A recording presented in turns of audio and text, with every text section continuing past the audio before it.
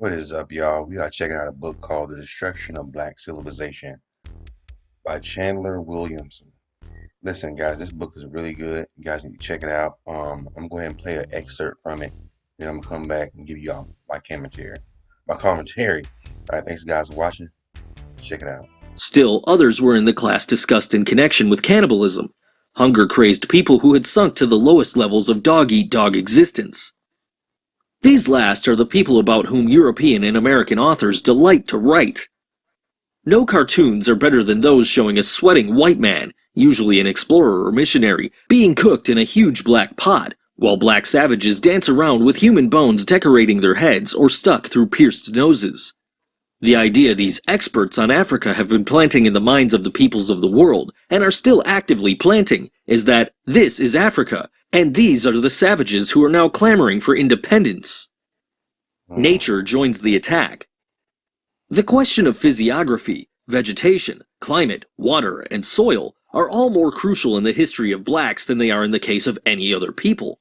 For here, a whole continent is involved, and on that continent, a people who in one period of time were among the foremost people on Earth, and in a later period the farthest behind. Nature itself set an environmental stage in a manner and under conditions which appear to have been designed to test to the utmost one race's moral, intellectual, and physical powers to override all obstacles to survival. The slow but relentlessly steady withdrawal of inhabitable land over the centuries eventually left Africa a land of desolation, a wasteland, the greater part of which was desert and treeless grassland with only a fractional part, about 10%, with the much needed forests and thickets.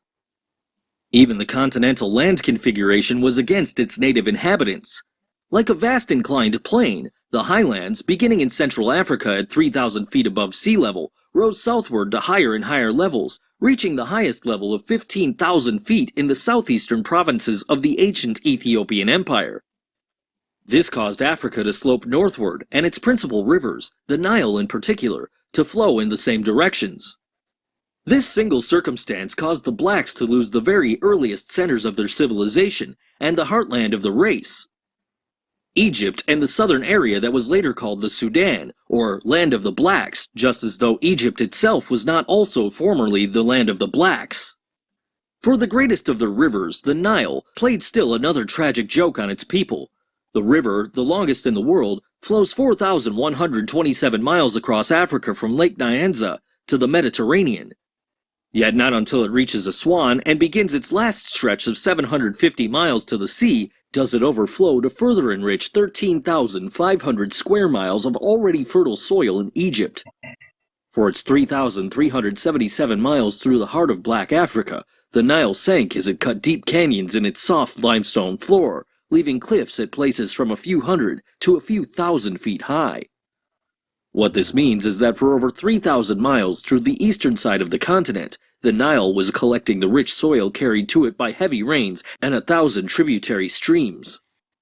These flow into the mother of rivers and add to the enrichment of its waters flowing northward, guarded all the way by her deep channels until it reaches the hard sandstone bottom above Aswan and then begins its periodic overflow the rest of the way to the sea.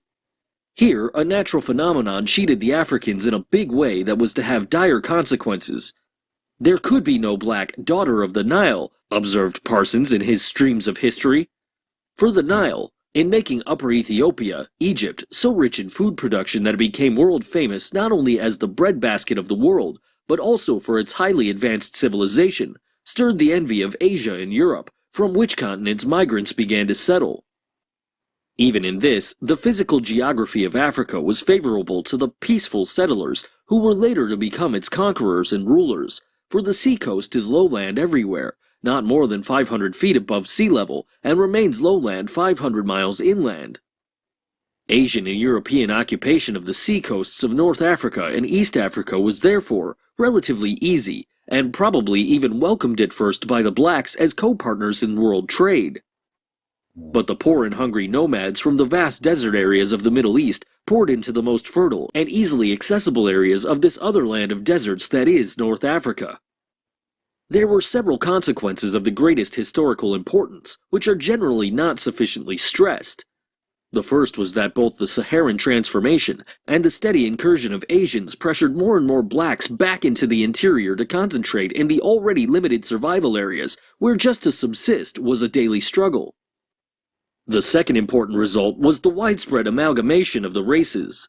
For the weaker, more submissive blacks remained in Asian-occupied territory to become slave laborers and slave soldiers and to witness a ruthless sexual traffic in black women that gave rise to a new breed of Afro-Asians. These were classified as Caucasians or Asians. They themselves bitterly objected to being identified with the race of their mothers, African, when these later became known as Egyptians in Egypt, Moors in Morocco, and Mauritanians or Carthaginians in Carthage, Tunis. Great care was taken to distinguish them from Africans in daily intercourse, in paintings, and in documentary literature. This new breed, half African, was to join with their Asian fathers and forefathers in the wars and enslaving raids against the blacks that went on century after century until all North Africa was eventually taken.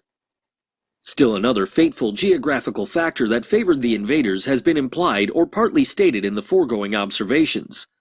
Aside from the easy occupation of the lowlands of the seacoast and the gradual taking over of the rich lands of the Nile Valley and its ancient civilization, both Asians and Europeans found the highlands of southern and eastern Africa more pleasant and healthy for Caucasian settlement. This meant that even after nature had damned 3/4 of the continent's landmass as impossible to support human life, the Asians and Europeans came in to seize and hold the best of the 1/4 that was left. Wow. The blacks found themselves cut off from all seacoasts that then mattered, hemmed in from all directions, and confined within narrower and narrower limits. Thus they became a wandering people, forever migrating in their own vast homeland, fragmenting from great united nations into countless little splinter societies, becoming so isolated from each other that each formed a new language of its own, considered itself quite different from its original brothers, now regarded as strangers and enemies in the endless tribal wars that ensued over inhabitable land. The land over which these struggles went on varied in different regions. So did the climate that greatly affected it. The people, and even some of their institutions, varied under environmental influences. The landmass in the eastern regions, for example, has been undergoing a vertical movement of elevation and sinking, along with a leveling process occasioned by the atmosphere and weathering since Miocene times. Geologists trace the elevation of the mountains in the area, even Kilimanjaro, and the faulting and fracturing that created the Great Rift to early volcanic activity. In the arid and semi-arid regions, there are vast stretches of desolate land which were not made so by nature alone. For, like the Sahara itself, much of it was once woodland where animal life flourished and streams flowed.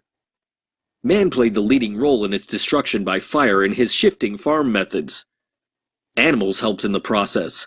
The relation of green grass and forest to climate, and climate to rainfall, seems not to have been known or fully appreciated. In treeless and grassless areas, the periodic rains evaporate into non-water-holding earth. One may travel hundreds of miles over regions of this kind without finding a single stream. All rivers and streams have disappeared like the raindrops in the sand. Because of the same physical characteristics of the land previously discussed, irrigation was extremely difficult, and in most places impossible outside of Egypt. You know, y'all, this destruction of black civilization is really good. It's funny. I've always wondered about the kinship that Asians and Europeans have. They have like a very close kinship, and listening to this book and make you realize why. Because they all had um, an interest. Both of them had a similar interest, and that was to conquer the resources of Africa. Until this day, you know, Asia and European countries pillage the continent of Africa to this day, you know. So it's just interesting to see how it started from back in those days. It's this conquering of black civilization that started, you know, hundreds of thousands of years ago. It's interesting that to this day it's still going on, you know. The conquering of resources from um, pretty much black inhabited lands. Haiti, you know, those are the places that have all the resources, you know, Africa, you know, minerals, all that stuff, not just gold and diamonds, but all other of the earth's minerals is usually from where people of color, and when I say people of color, black people, pretty much originated. Anyway, so what do y'all think about this book, man? It's really good. The Destruction of Black Civilization. This is a really good book. Um, you can check it out on Audible. Let me know what y'all think, about what y'all just heard. Leave your comments and subscribe to Charles on Ezra. All right, take care.